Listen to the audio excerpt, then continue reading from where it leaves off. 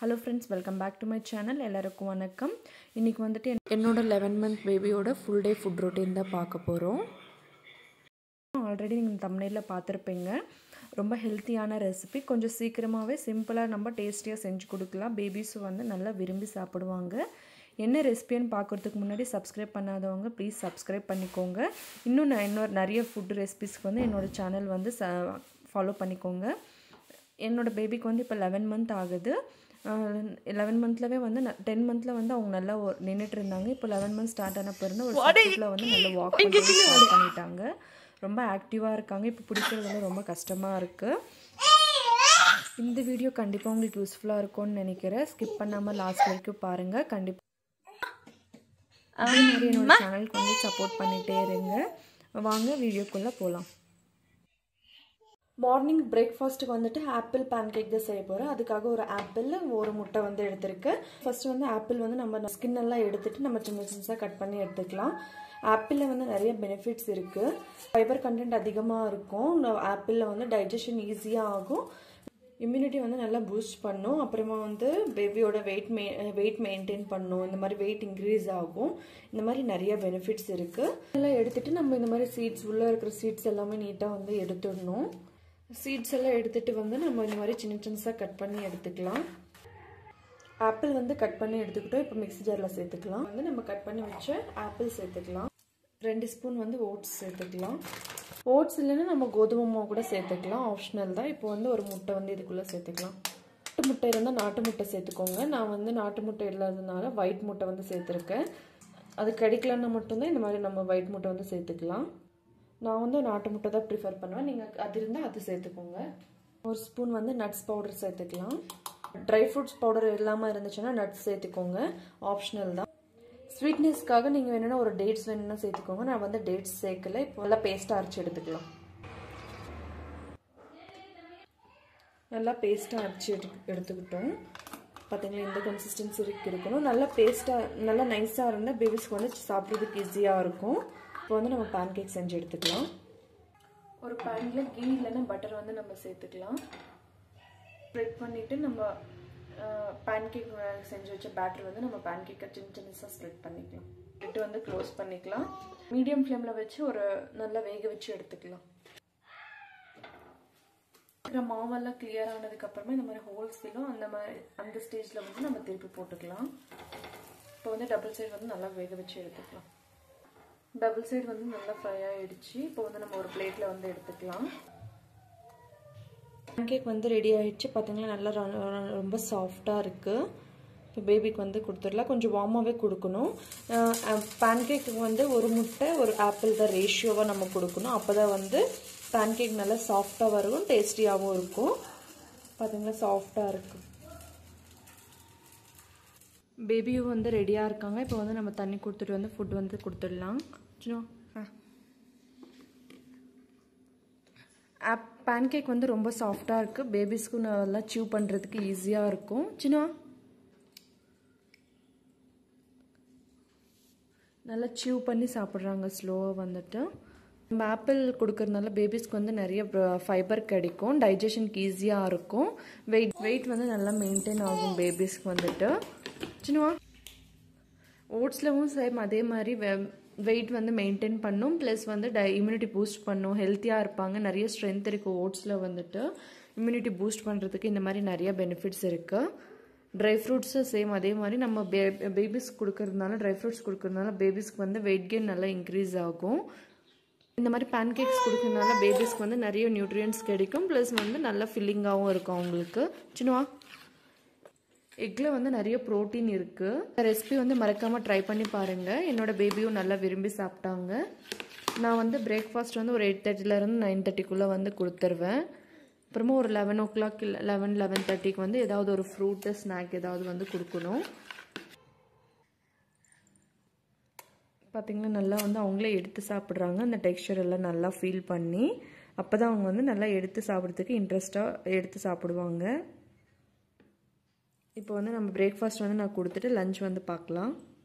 சிம்பிளான vegetable rices செய்ய போகிறோம். அதுக்காக நான் ஒரு சின்ன சைஸ் டொமேட்டோ கட் பண்ணி எடுத்துருக்கோம். ஒரு ஸ்மால் சைஸ் வந்து கேரட் கட் பண்ணி எடுத்துருக்கோம். கொஞ்சமாக கருவேப்பிலை, 4 பல் பூண்டு, ஒரு சின்ன வெங்காயம், பச்சை பட்டாணி எடுத்திருக்கோம், ஒரு ப்ராக்லி எடுத்திருக்கோம், ஃப்ரெஷ்ஷான ப்ராக்லி ஒரு சின்ன சைஸ்க்கு வந்து எடுத்திருக்கோம்.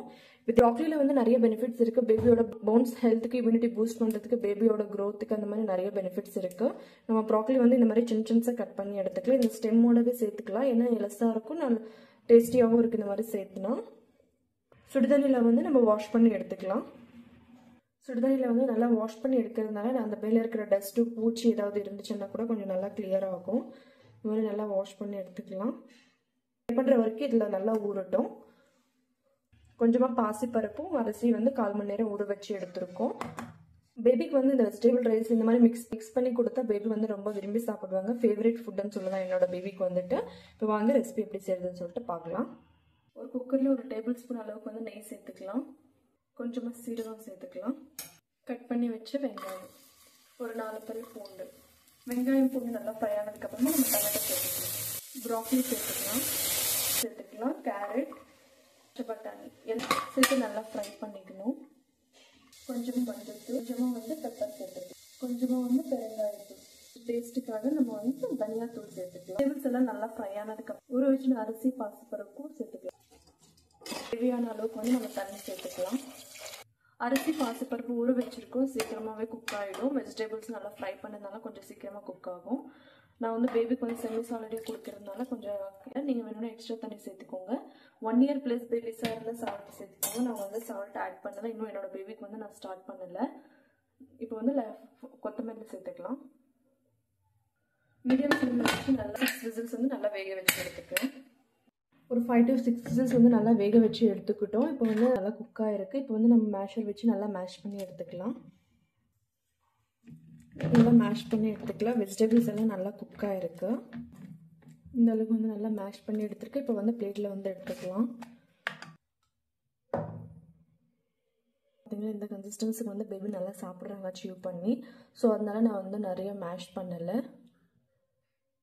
ஃபுட் வந்து ரெடி ஆகிடுச்சு. இப்போ பேபிக்கு வந்து கொடுத்துடலாம். நம்ம தண்ணி கொடுத்துட்டு வந்து ஃபுட் வந்து ஸ்டார்ட் பண்ணிக்கலாம்.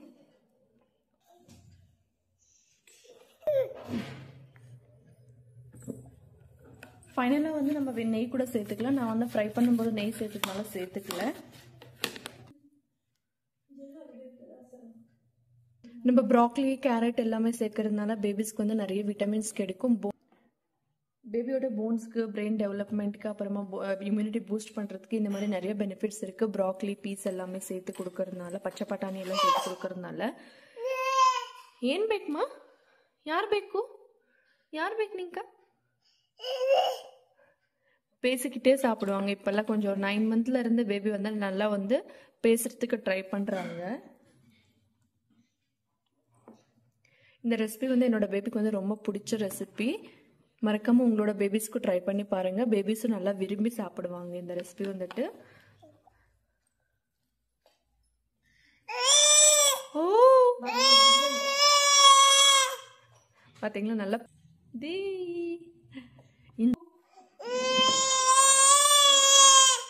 ஓ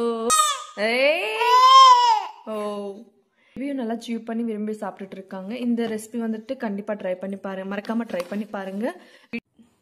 டின்னருக்கு வந்துட்டு ஓட்ஸ் பனானா பாரிஜ் தான் செய்ய போகிறோம். அதுக்காக ஒரு 1/4 கப் அளவுக்கு வந்து ஓட்ஸ் எடுத்திருக்கேன். ரோல்டு ஓட்ஸ், குவாக்கர் ஓட்ஸ் தான் நான் யூஸ் பண்ணுறேன். ஒரு பழுத்த பனானா வந்து எடுத்திருக்கேன். Full size banana. நல்லா பழுத்திருந்தால் கொஞ்சம் ஸ்வீட்டாக இருக்கும். பனானா கொடுக்கறதுனால பேபிஸ்க்கு வந்து நிறைய பெனிஃபிட்ஸ் கிடைக்கும். வெயிட் கெயினுக்கு, அப்புறமா டைஜஷனுக்கு, பிரெயின் டெவலப்மெண்ட்டுக்கு, போன் ஸ்ட்ராங்காக இருக்கும். இந்த மாதிரி நிறைய பெனிஃபிட்ஸ் இருக்குது. ஓட்ஸ் பனானா ரெண்டுமே வந்து நிறைய. ஓட்ஸ் வந்து நம்ம டெய்லி கூட கொடுத்துக்கலாம். ஓட்ஸ்லவும் நிறைய பெனிஃபிட்ஸ் இருக்குது.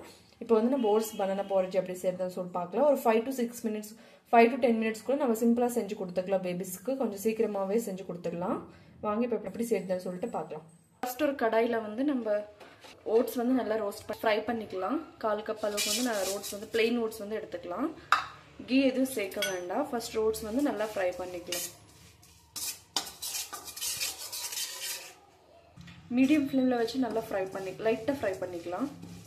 பார்த்திங்கன்னா இந்த அளவுக்கு வந்து நல்லா ரோஸ்ட் பண்ணிவிட்டு இப்போ வந்து நம்ம தேவையான அளவுக்கு வந்து தண்ணி சேர்த்துக்கலாம்.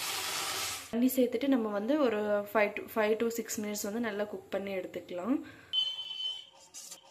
பார்த்திங்கன்னா நல்லா வந்து திக்காகிடுச்சு, நல்லா குக் ஆகிடுச்சு. ஓட்ஸ் வந்துட்டு இந்த அளவுக்கு வந்து நல்லா குக் பண்ணி எடுத்துக்கலாம். நம்ம ஓட்ஸ் வந்து ரோஸ்ட் பண்ணோன்னா ஃப்ளேவர் வந்து நல்லா இருக்கும், டேஸ்டியாக இருக்கும், பேபிஸ் நல்லா விரும்பி சாப்பிடுவாங்க. நம்ம அப்படியே ரோஸ்ட் பண்ணாமல் கூட, நம்ம ஃப்ரை பண்ணாமல் கூட ஓட்ஸ் வந்து குக் பண்ணிக்கலாம். இந்த மாதிரி ரோஸ்ட் பண்ணால் இன்னும் கொஞ்சம் டேஸ்டியாக இருக்குன்றதுனால நம்ம லைட்டாக ஃப்ரை பண்ணிக்கிறோம். அவ்வளோதான். இப்போ வந்து நல்லா ஓட்ஸ் வந்து குக் ஆகிடுச்சு. இப்போ வந்து நம்ம ஆஃப் பண்ணிக்கலாம். இப்போ ஒரு பவுலில் வந்து நம்ம ட்ரான்ஸ்ஃபர் பண்ணிக்கலாம். பவுலில் வந்து ட்ரான்ஸ்ஃபர் பண்ணிட்டோம். இப்போ வந்து நம்ம ஒரு பனானா வந்து மேஷ் பண்ணிக்கலாம். பார்த்தீங்களா, பனானா வந்து நல்லா பழுத்திருக்கு. நம்ம கட் பண்ணாமலே வந்து நல்லா மேஷ் ஆகிடுது. இந்த அளவுக்கு நல்லா பனானா வந்து மேஷ் பண்ணிக்கலாம்.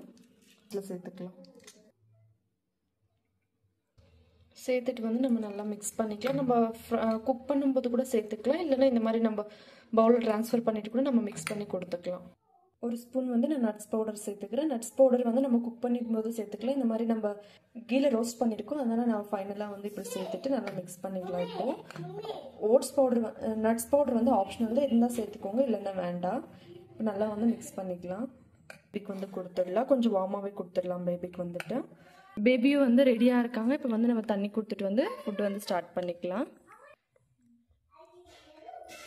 கொஞ்சம் வார்மாக கொடுத்தா கொஞ்சம் ஸ்வீட்டாக டேஸ்டியாக இருக்கும். நான் வார்மாக தான் கொடுக்குறேன் எப்போவுமே பேபிக்கு வந்து எந்த ஃபுட்டோ இருந்தாலும். ஓட்ஸ்னால் கொஞ்சம் பார்த்து கொஞ்சம் ரொம்ப வந்து நான் வார்மாக தான் கொடுக்குறேன். இப்போ வந்து இந்த டேஸ்ட் வந்து பிடிச்சிருக்கு. நம்ம ரோஸ்ட் பண்ணி கொடுக்குறதுனால கொஞ்சம் டேஸ்டியாக இருக்கும். இந்த பட்டம்